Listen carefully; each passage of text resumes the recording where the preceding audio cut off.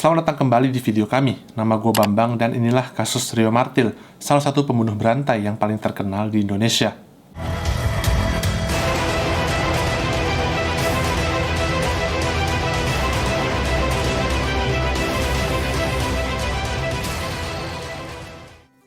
Jawa adalah salah satu dari 5 pulau terbesar yang ada di Indonesia. Meskipun luas geografisnya hanya sekitar 7% dari seluruh wilayah Indonesia, namun Pulau Jawa adalah pulau dengan penduduk terpadat yang ada di Indonesia, di mana hampir 60% dari total populasi di Indonesia tinggal dan menetap di Pulau Jawa. Pulau ini memiliki lebih dari 30 gunung berapi yang aktif. Oleh karena itu, masyarakat yang hidup di lereng gunung memanfaatkan lahan subur di sekitarnya dengan menanam padi, sehingga kita akan sering melihat pemandangan sawah yang membentang luas pada banyak titik di Pulau Jawa. Kasus kali ini membawa kita ke salah satu kabupaten yang ada di Pulau Jawa, yaitu Kabupaten Sleman. Antonius Rio Alex Bulo lahir pada tanggal 2 Mei di tahun 1978. Meskipun lahir di Sleman, namun Rio sama sekali tidak memiliki darah Jawa, karena dia lahir dari seorang ayah keturunan Maluku Papua dan ibu yang berasal dari Sulawesi Selatan.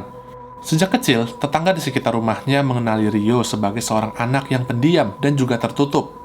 Pada usia 8 tahun, Rio dan keluarganya memilih untuk pergi merantau dari kampung halaman mereka di Sleman menuju ke ibu kota Jakarta.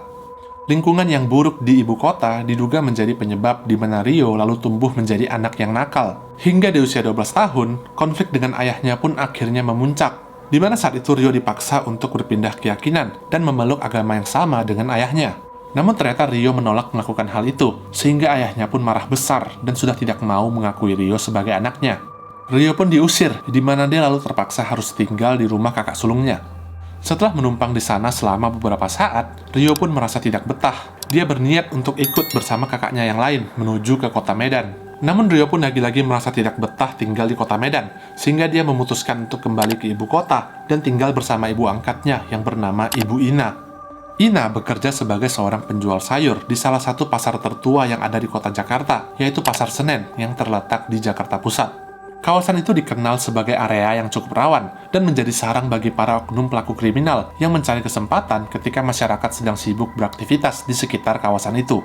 Dengan kata lain, tumbuh besar di lingkungan semacam itu telah menanamkan bibit-bibit kenakalan pada dirinya, di mana Rio yang masih bersekolah saat itu memutuskan untuk mencari pekerjaan sampingan, dimulai dengan menjadi pedagang, supir taksi, hingga bekerja di sebuah tempat percetakan yang ternyata adalah tempat percetakan ilegal, di mana mereka membuat berbagai surat-surat kendaraan palsu seperti STNK dan BPKB.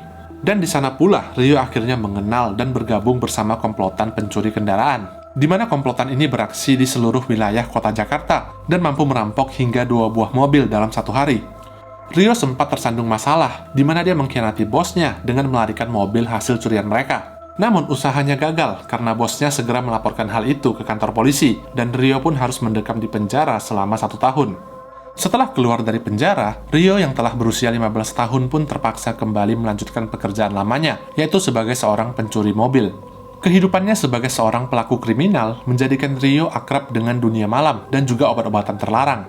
Dia sering menghabiskan uang hasil kejahatannya dengan cara berfoya-foya. Namun hal itu perlahan mulai berubah pada tahun 1994, di mana Rio yang saat itu berusia 16 tahun bertemu dengan seorang wanita yang bernama Tuti Alawiyah.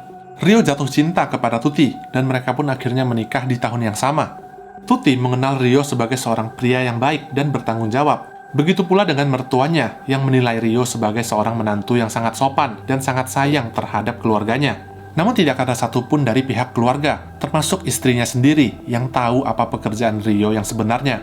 Rio hanya berkata kalau dia adalah seorang pedagang di Pasar Senen, padahal dia sebenarnya adalah seorang pencuri mobil, sambil bekerja menjual surat-surat kendaraan palsu. Selama berumah tangga, Rio dan Tuti memiliki 3 orang anak, dan meskipun kehidupan mereka terbilang sederhana, namun Rio selalu berusaha mencukupi semua kebutuhan keluarga dan sangat menyayangi ketiga anak-anaknya. Rio yang dikenal oleh keluarganya ternyata sangatlah berbeda dengan Rio yang dikenal di jalanan, di mana sifatnya akan berubah 180 derajat tepat setelah Rio melangkahkan kaki keluar meninggalkan rumah. Pada tahun 1997, Rio yang saat itu telah berusia 19 tahun mengalami kesulitan secara finansial, khususnya setelah anak ketiga mereka lahir. Dan karena himpitan ekonomi yang begitu besar, maka Rio pun memikirkan sebuah cara lain dalam menjalankan aksinya. dia memutuskan untuk beraksi seorang diri tanpa melibatkan komplotannya, karena penghasilannya akan selalu dipotong untuk dibagi rata kepada anggota dan juga bos dari komplotannya. Sehingga pada tahun 1997, Rio pun memulai aksi kriminalnya seorang diri.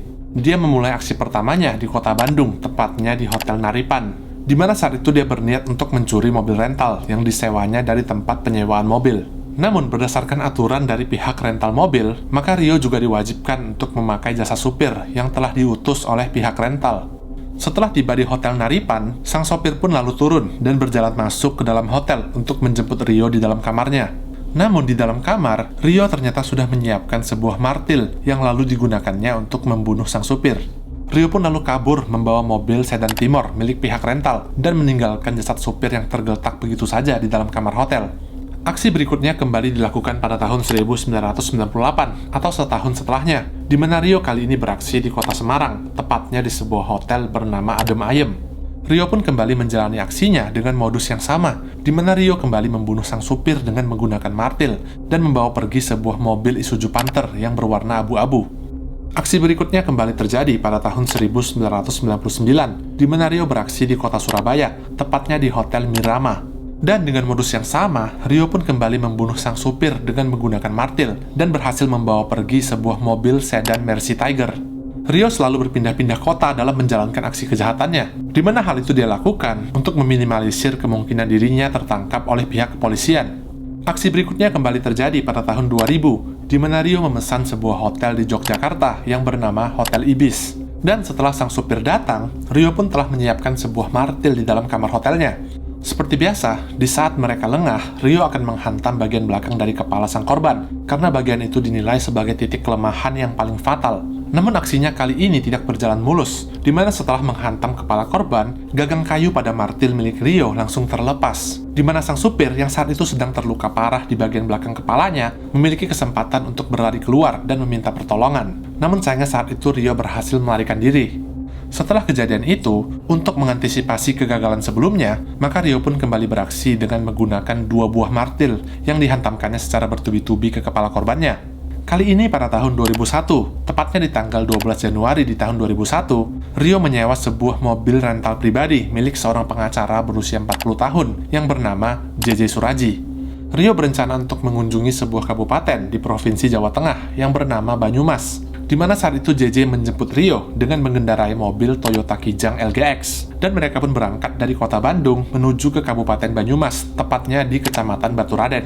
Saat itu Rio berdalih sebagai seorang investor properti yang berniat untuk membangun sebuah komplek perumahan di daerah Baturaden. Mereka lalu tiba di sebuah hotel yang bernama Rosenda, di mana hotel itu adalah hotel langganan milik JJ ketika dia mengantarkan tamu untuk menginap di Baturaden. Setelah mereka tiba di hotel, Rio lalu mengajak JJ untuk masuk dan mengobrol mengenai bisnis properti di dalam kamarnya. Dan meskipun saat itu dia tidak begitu tertarik, namun JJ tetap masuk dan menemani Rio mengobrol selama beberapa saat untuk menghormati tamunya itu. Namun ketika JJ sedang lengah dan menatap ke arah televisi, Rio pun mengambil 2 buah martil dan menghantam kepala JJ dari belakang. Setelah melakukan aksinya itu, Rio pun lalu berjalan ke kamar mandi untuk mencuci kedua tangannya yang telah penuh dengan darah. Dan ketika dia sedang mencuci tangan, terdengar suara ketukan dari luar pintu kamar, di mana salah satu staf hotel mencoba untuk mengecek ke dalam kamar, karena mereka mendengar suara berisik dari dalam kamarnya. Saat itu, staf yang sudah mengenal JJ pun mengetuk pintunya sambil berkata, "Pak JJ, Pak JJ." Dan Rio yang terkejut pun menjawab, "Sebentar, saya masih mengobrol." sambil terus membersihkan tangannya. Staf hotel itu pun lalu berjalan pergi meninggalkan kamar mereka. Dan setelah memastikan situasinya aman, maka Rio pun langsung mengambil kunci mobil beserta jam tangan milik JJ. Lalu dia pun pergi keluar dari kamarnya dan berjalan dengan tenang. Ketika dia sedang berjalan di lobi hotel, staf yang tadi kembali menyapanya dan bertanya, "Di mana Pak JJ?" Dan Rio saat itu menjawab bahwa JJ sedang berada di kolam renang sambil terus berjalan keluar dari lobi hotel menuju ke arah parkiran mobil. Staf hotel pun merasa curiga karena hotel ini tidak mempunyai kolam renang. Selain itu, mereka juga mengenal JJ yang tidak mungkin memberikan mobil begitu saja kepada pihak penyewanya.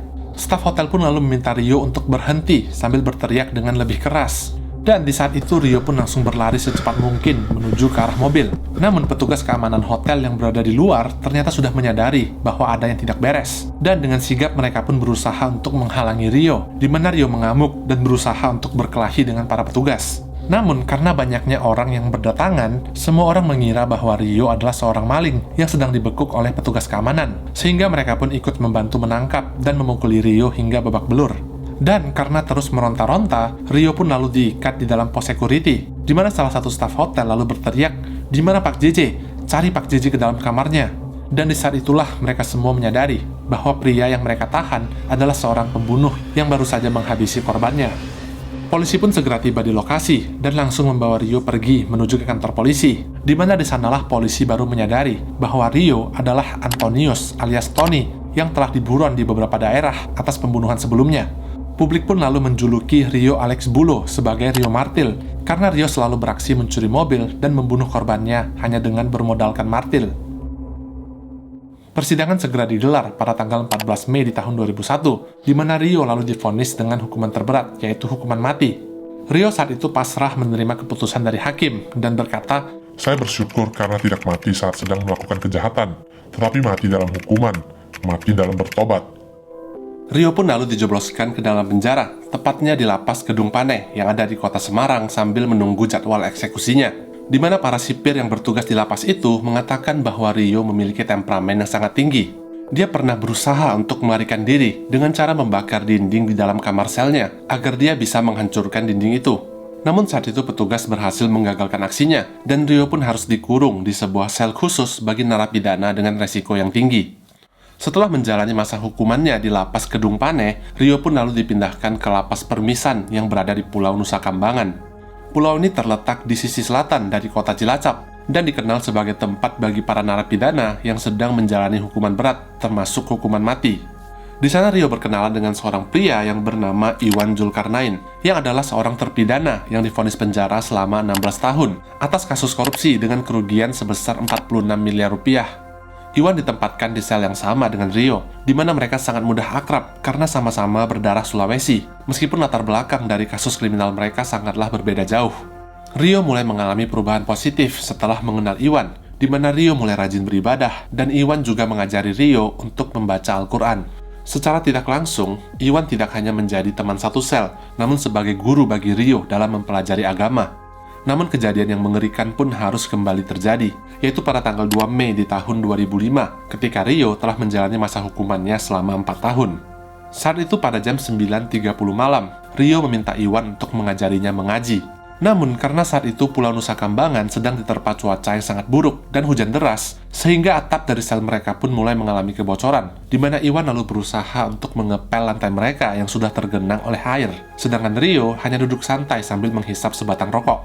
Dan diduga saat itu abu dari rokok milik Rio terjatuh ke lantai yang sedang dipel oleh Iwan, sehingga Iwan pun marah dan berusaha untuk menegurnya, hingga Iwan mengucapkan kata-kata yang menyinggung perasaan Rio, di mana Iwan berkata kalau Rio tidak memiliki nyali karena hanya berani menyerang korbannya dari belakang. Emosinya pun tersulut, Rio langsung menyerang Iwan dan membenturkan kepalanya berkali-kali ke lantai hingga Iwan meninggal dunia. Iwan pun menjadi korban kelima sekaligus korban terakhir, di mana Rio beraksi tanpa menggunakan martilnya alias dengan tangan kosong. Dan ironisnya lagi, kejadian itu terjadi tepat di hari ulang tahun Rio yang ke-27. Pada tanggal 4 Agustus di tahun 2008, atau 4 hari sebelum eksekusi dilakukan, pengadilan memutuskan untuk mengabulkan permintaan terakhir Rio, di mana Rio bisa berkumpul kembali dengan istri dan ketiga anaknya untuk yang terakhir kalinya. Pertemuan itu berlangsung mengharukan, di mana Rio sempat bercengkrama bersama anak-anaknya yang semakin tumbuh besar sejak terakhir kali Rio memeluk mereka. Rio selalu berpesan untuk tidak melibatkan keluarganya dan meminta agar eksekusi itu dirahasiakan dari ketiga anak-anaknya. Rio berkata, biarlah semua ini saya yang tanggung sendiri. Pertemuan singkat itu pun ditutup dengan pelukan terakhir, di mana istrinya, Tuti, terlihat tidak bisa menahan air matanya di depan anak-anak mereka. Buat masyarakat, hanya buat korban. Ya, sebagai istrinya mohon maaf bila kita selama ini selalu berbuat dosa sama saya. Mohon maaf yang sebesar-besarnya. Antonius Rio Alex Bulo alias Rio Martil akhirnya dieksekusi mati pada tanggal 8 Agustus di tahun 2008. Rio Martil adalah sebuah produk mengerikan, hasil dari lingkungan yang buruk, di mana dia telah membuang sisi kemanusiaannya sendiri demi mendapatkan keuntungan secara finansial. Kasus ini sangatlah tragis dan juga mengerikan. Kami berharap yang terbaik bagi setiap keluarga dari para korban. Dan semoga video ini bisa menjadi pembelajaran penting bagi kita semua. Sekian untuk video hari ini. Terima kasih banyak buat kalian semua yang udah ngikutin ceritanya dari awal. Dan kita ketemu lagi di video selanjutnya.